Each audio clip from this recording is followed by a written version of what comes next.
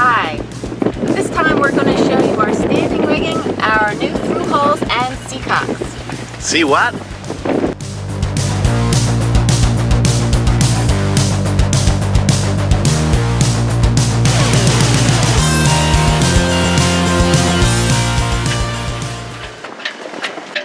It is a super windy day and we're not getting too much work done. Well, the update on our boat is this. We have finally had our Thru-Hulls put in and the Seacocks put on top of those, and so now that has been done. And the good news is we only needed 4 replaced and not 8. So the ones that were not replaced, I was able to kind of clean up and seal up, and now they're all ready to go. So that's a big load off our shoulders. Remember this particular Seacock? This is the old raw water intake. And there's a strainer on it that strains out the seawater and the crud when it comes in. That water comes in from outside to cool the engine. So that's the old one, the crappy one, and this is in preparation to put in the new one. And yes, the new one is here. So it's really great. So we're really excited and moving forward. Hey, what are you eating? Chocolate wafer bites. Just eating a snack. There's not much going on this episode of Sailing Nervous. Here we are eating.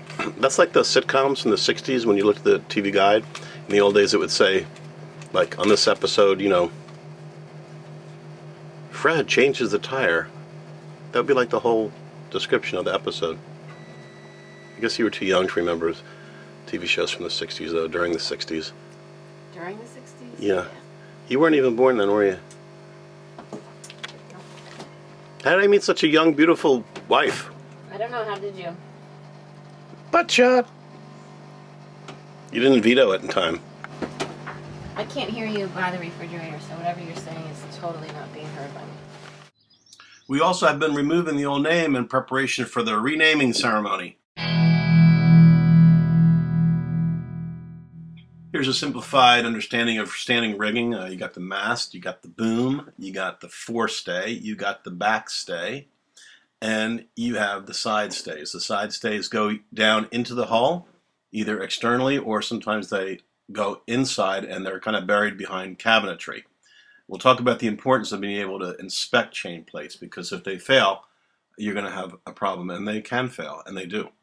We'll be going over a more in-depth view of standing rigging and chain plate inspection in a future episode, but today is just a brief overview of why it's so important to make sure you can inspect your chain plates.